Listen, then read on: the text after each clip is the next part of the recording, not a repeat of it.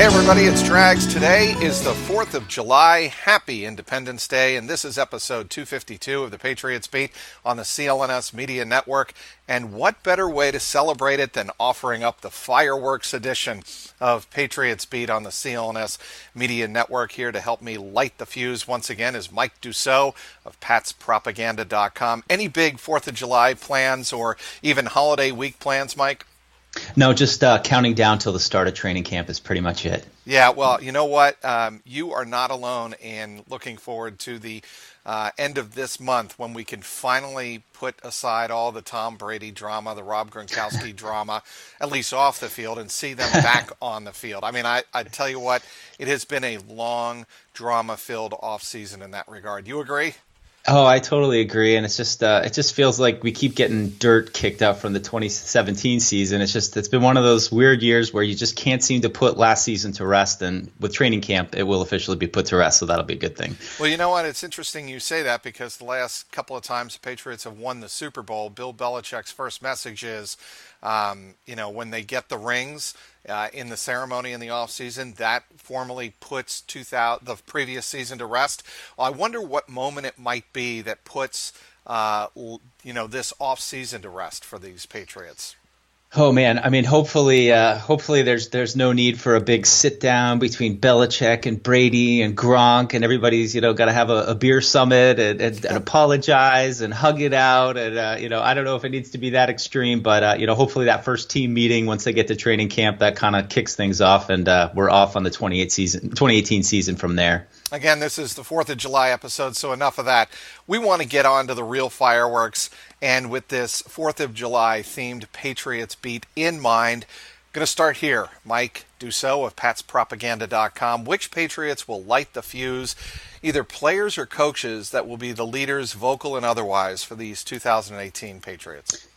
Cool. Yeah, I'm going to go with a rookie here, with Sony Michel, the running back that they drafted in the first round, which I think was a surprising kind of move for all of us. They hadn't taken a running back that high since they took Lawrence Maroney in 2006, and when going back, it was pretty remarkable how much they gave the ball to Maroney right out of the gate. With Rex Burkhead in position, it's hard to say if they're going to throw Michel into the fire like that, but I like him as the guy who kind of gives this Patriots, light the fuse, so to speak, just being able to give this team a new flair, a new dynamic, something that is new to be excited about. When I think about lighting the fuse, that's kind of what it is. It's something new, and I think he's kind of got all the boxes that they really need. Take some pressure off of Brady. I think he's going to be the guy who says, 2017 is dead, 2018 is here. We've all of a sudden got this new explosive running back who can really make really be a game changer. So I'm going to go with the obvious. I'm going to go leaders on the field that really have to step forward quickly and put last season in mind. Tom Brady and Dante Hightower. Tom Brady because, I think it goes without saying, he's had a drama-filled offseason, the back and forth with Bill Belichick not showing up at the voluntary OTAs, and people making everything they want to out of the significance of that, the ongoing drama with Alex Guerrero. I think Tom Brady early in camp needs to get a message to his teammates. He's going to light the spark on the field and be the leader that everyone has come to really expect in his 17 previous seasons with the Patriots as a starting quarterback. And I think it's incumbent upon Tom Brady. It's a mandatory for Tom Brady to get out of the gates quickly and really set the tone on the offensive side of the ball. Defensively, Dante Hightower. And you know why Dante Hightower, Mike? This is where you say, why Trags? Why, Trags? I think Dante Hightower needs to set the tone defensively because of what happened with Malcolm Butler at the end of the season, obviously not playing in the Super Bowl. There were a lot of harsh feelings and hurt feelings among veterans, defensive veterans on that team that felt they were robbed. And, Dante Hightower liked, that comment after the Super Bowl on social media. And, people read into that that, there's some dissension in the locker room. And I think behind the scenes there was some like, what the hell's going on here? And I think it's going to be up to Dante Hightower to set the tone defensively in the in the linebackers room, obviously, but take the defense aside along with Devin McCourty and say, look, last year's in the past, we are moving forward, we are focused on one goal, and that is to be the best defense we can be. So I think Tom Brady and Dante Hightower have got to be the leaders.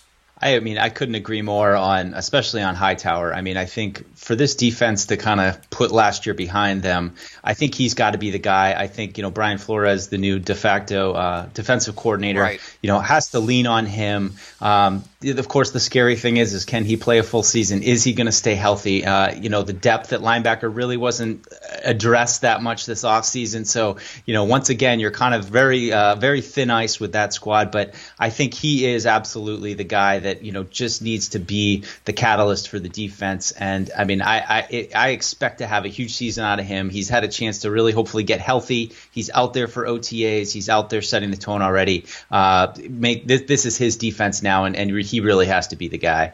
Well, and that's, the difference right now between Hightower and Brady is that he was at OTAs. He didn't make any statement, and certainly he has been a leader throughout the offseason, conditioning and offseason workout program for the Patriots. So there's no reason to believe that Hightower won't come in and assume the leadership role that he has been accustomed to over the last several years with the Patriots. Hightower has said in the past, Mike, that he can lead when he's not on the field, but it's much harder. When you're a player and you're active, that's when you can really bring the group together and get involved in the day-to-day, week-to-week preparation for the team. Yeah, I mean, and just the biggest thing with Hightower for me is just the clutch plays he's made the last two Super Bowls. He made game-saving, game-changing plays. And, really, you look at that fourth down in the Super Bowl against the Eagles, the Patriots get off the field there. They probably win the game. They don't get off the field. It's a moment like that where if Hightower was out there, maybe he gets to the quarterback, maybe he breaks up the pass. But, that was what was missing, and that's really what they need most out of him are those big plays in critical situations.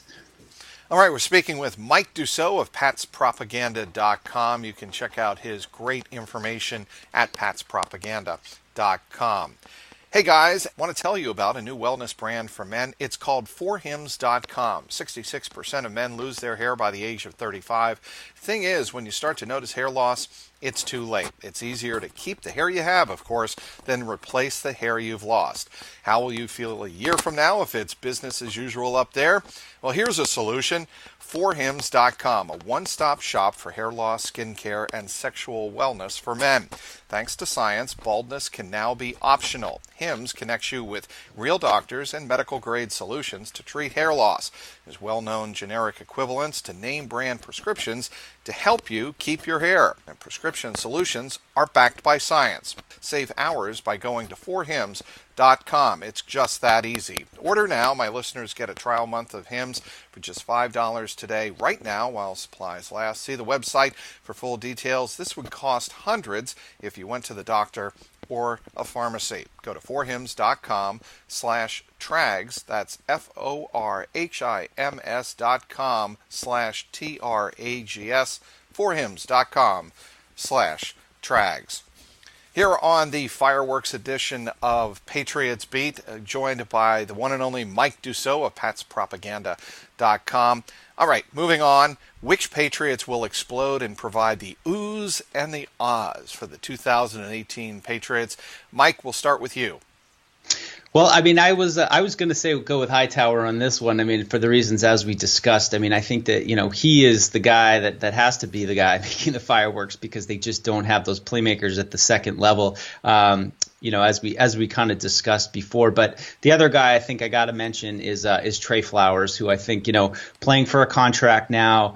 It's all right there for the taking for him. I mean, he's just been everything the Patriots needed him to be. Can he hit that next level? I think it'll be interesting to see how he's kind of used with Adrian Claiborne now in the mix, who was kind of inserted into that right defensive end spot. I think, really the Rob Ninkovich trade, the Rob Ninkovich retirement last year, I don't know how much it caught the Patriots by surprise, but I think that they really weren't prepared to deal with so much defensive end attrition. And you saw Trey Flowers kind of move over to that old left side where Ninkovich played, such a vital spot in the Patriots defense where he's asked to drop into coverage a little bit more. I think he's going to be, him and Hightower, those are the two key guys. I think they've got to be the guys making the plays, making the fireworks, so to speak. And if they get production and those guys stay healthy, I think the Patriots defense is going to be really good. Okay, so you stole my thunder a little bit.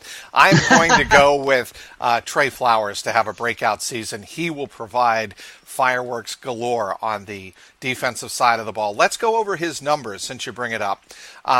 For his career, he has 13.5 sacks. His last year, he had 6.5 sacks, 62 combined tackles. Year before, when he helped the Patriots win Super Bowl 51 against the Atlanta Falcons, he had 45 tackles and 7 sacks.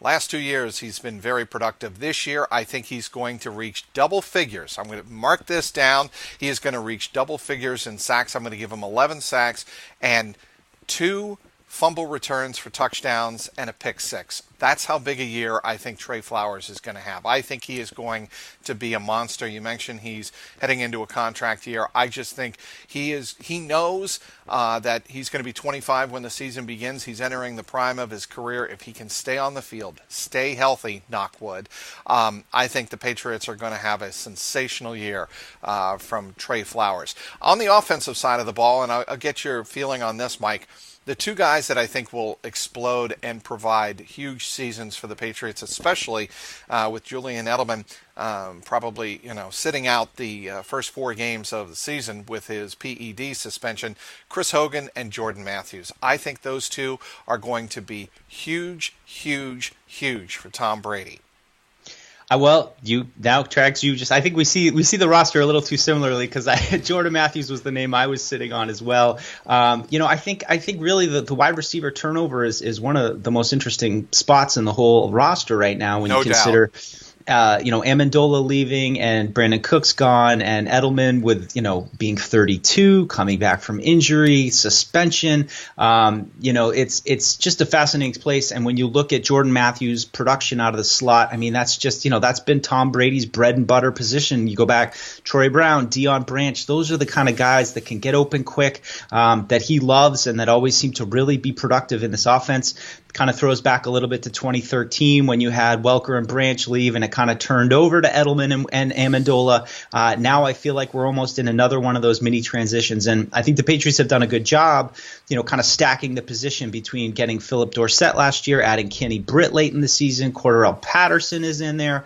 There's a lot of bodies, but I think Jordan Matthews is the guy I think that will kind of emerge into that role and hopefully be the slot receiver, so to speak, of the future. I think he's got the skill set. He's got size, which is a little bit different than we're used to than the small, quick guys like Edelman and Amendola. But he's a guy I think that really needs to step up and be a big part of this team for them to continue on the track that they've been on. Jordan Matthews, his production really slumped in 2017 with the Bills. He only had 25 catches, 1 touchdown, 282 yards, coming off 3 seasons in which he averaged 850 yards receiving and 70 receptions. He has a point to prove this year. Oh, for sure. And I mean, obviously it goes without saying he's never played with a quarterback like Tom Brady. And it's we've almost kind of forgot recently there was that whole period where, Tom Brady, they can't develop receivers. Nobody can get it. That it was, we got to go back to Deion Branch. And each year was a new X receiver being brought in who couldn't quite get it. Brandon LaFell and, Chris Hogan, obviously. I think Chris Hogan is a guy, and I agree. I think last year he tried to kind of get a little bit into that Edelman slot type receiver. I think he's best served as we saw him in 2016, playing outside, playing the deep routes. I mean, when they got Brandon Cooks last year, it kind of made Hogan a little bit redundant, and then he's not that quick open guy that we want him to be. So I think him going back to kind of playing more of that X receiver outside role will serve him well. They're just going to need to find somebody on the inside that can produce, especially in the clutch moments. When you look at the big catches that Amendola came up with last year, I mean, how many games would they not have won without Danny Amendola last year? Somebody's got to make those catches now.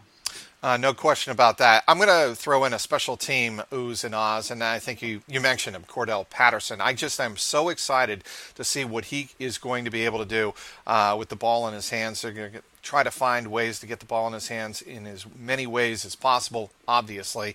And I'm just curious to see how the new kick return rules affect a guy as explosive as Cordell Patterson. Does it give him more space? Will he be able to do more things in the kick return game, kick return and punt return? Yeah, I mean, he's going to have to create a little bit more without the two-man wedge in front of him anymore, and I think it's a great pick. I mean, it's really perfect for the fireworks theme, because I mean, nothing is like fireworks than when you see somebody all of a sudden bust a kick return, which just a game-changing play. I mean, I think the Patriots. I really like the quote I saw, Bill Belichick telling Patterson, we're gonna use you how you're supposed to be, how you're supposed to be used. So we'll see what that means. I think there'll probably be some gadget plays here and there, maybe some of those quick screens, just ways to get him in the offense, get him involved. I mean, how many times do we need to see Matthew Slater line up at wide receiver and run a go route and they just take a shot to him? If you got a few plays a game that you're trying that, there's got to be a few things you can do with Patterson. So I think he really could be a wild card on special teams. But nobody knows how these new kickoffs are going to go, or how the Patriots are going to kind of attack them. So it should be really interesting. Well, it's funny you bring up that quote from Bill Belichick. He's used that before, Mike, with right. Danny Amendola. Remember what he said about Danny Amendola when he came to New England? No. Said essentially the same thing. Yeah. Look, the way you were used in your previous years in St. Louis, that we're going to change that. We're going to use you differently. We're going to really make you comfortable here in New England and make the best use of your skills possible.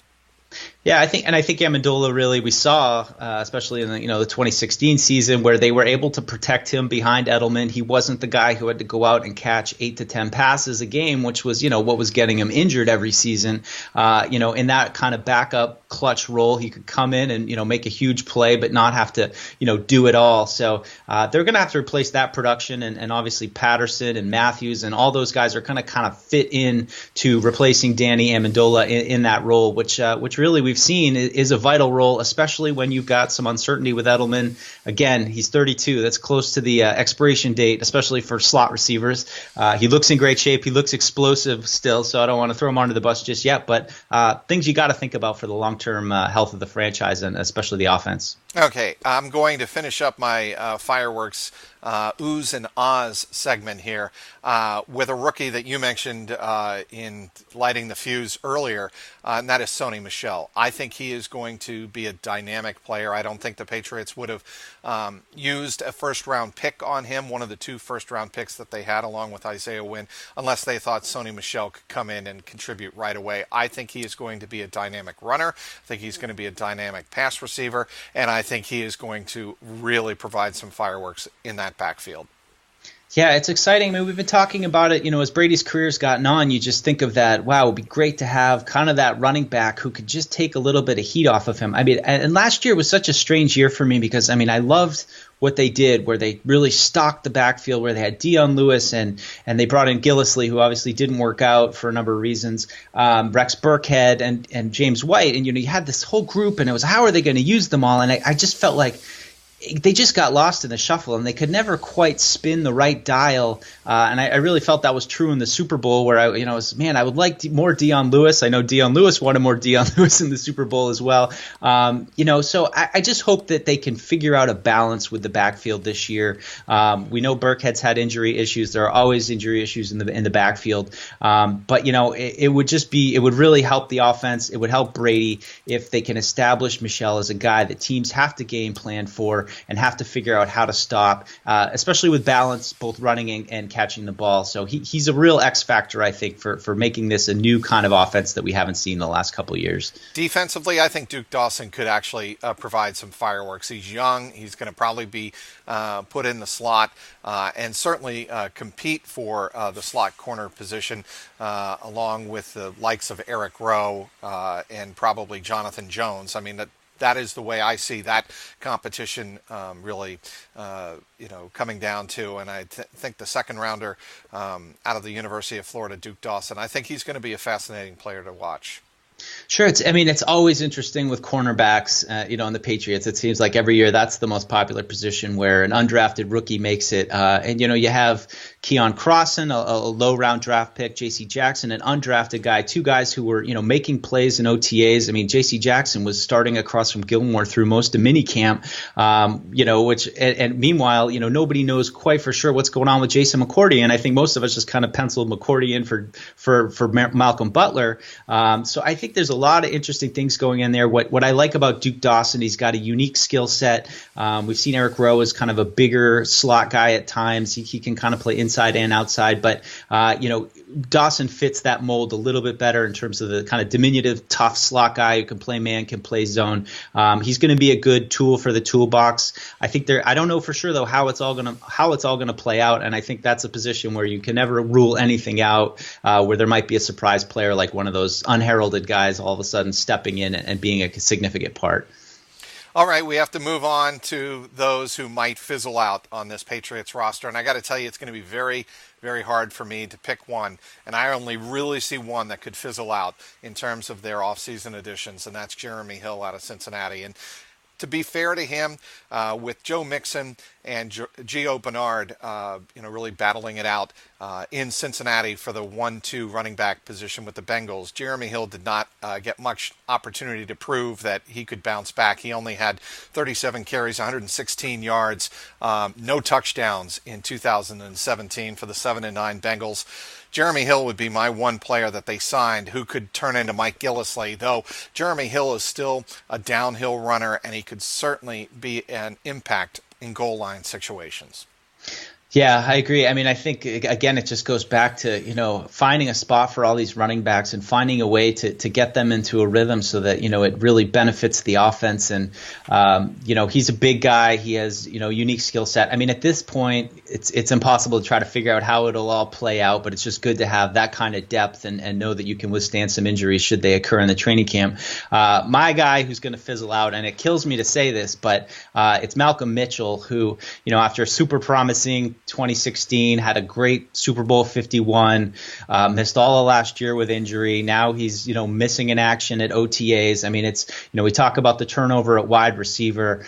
He's a guy that I'm really concerned about. It's too bad considering how well he clicked right out of the gate for a rookie. I mean, it's almost unheard of to get that kind of production and for Tom Brady to be that to find someone that reliable right as a rookie. He's a guy to watch. I wonder if injuries are really going to limit his career. I'm starting to have concerns that, we might never see him hit his full potential. He's unfortunately, you hate to pick guys who are going to fizzle out at this point. You want to be positive and excited about everybody and think everybody's going to live up to their potential. But, he's one guy that definitely has me concerned. Well, I think it's a good sign for the Patriots that you look up and down the offensive and defensive roster and even special teams. It's really a stretch to think of who's going to fizzle out, but certainly Jeremy Hill and Malcolm Mitchell, they may not even make the roster. There's no guarantee that those two players, or Mike Gillislee certainly, who is still on the roster, make the roster coming out of training camp. Yeah, for sure. I mean, the competition at wide receiver, as we said, it's just it's fascinating to see how it's all going to work. I mean, you just cross your fingers that Mitchell is out there at the start of training camp and not on that that list of the PUP guys that always comes out just before a training camp and all of a sudden just takes the wind out of your sails because you're like, oh my God, I didn't realize all these guys were injured, and they're sitting out. Obviously, he can come back at any time, but I think it would bode well for him to be out there from the start. But I'm not holding my breath at this point. And one guy I would throw too on defense that I think could kind of go either way is a Landon Roberts. I have that name circled on my sheet. Go ahead. We keep undercutting each other. Yeah, we sure do. Great minds, Mike. Go ahead about a Landon Roberts. Well, sure. I mean, I think he was the one spot I really wanted to upgrade this offseason, and they did, draft two players, Jawan Bentley and Christian Sam, who obviously we'll have to see how they fit. But just having better athleticism in the middle of the field, that was just so vital to me. I thought that was where they got killed last year. Obviously, not having Hightower hurt them, but I just felt like Roberts was kind of stuck in the middle, and he's a guy that needs to take a step forward if this defense is going to be live up to their potential. That's Mike Dussault. Mike, tell people where they can follow you and how they can follow you online. No, Pat's Propaganda website and Pat's Propaganda on Twitter, the two main outlets, and and popping up here on Trags' podcast whenever I'm lucky enough to get on. We are fortunate to have you, Mike. Believe me. I want to thank everybody for downloading today's Patriots Beat. That would be Patriots Beat 252, the fireworks episode of Patriots Beat on the CLNS Media Network. Want to once again thank our guest, Mike Dussault from patspropaganda.com. You can also give us a follow at Patriots CLNS and at CLNS Media on Twitter. You can also, of course, give my own personal account a follow at Trags, Trags. Today's sponsor, forhims.com. For Patriots content manager Mike Alonji, CLNS media executive producer Larry H. Russell, the founder of the network, Nick Gelso. Thanks to everyone who tuned in. This is Mike Petralia, and this has been the Patriots Beat podcast powered by CLNS Media.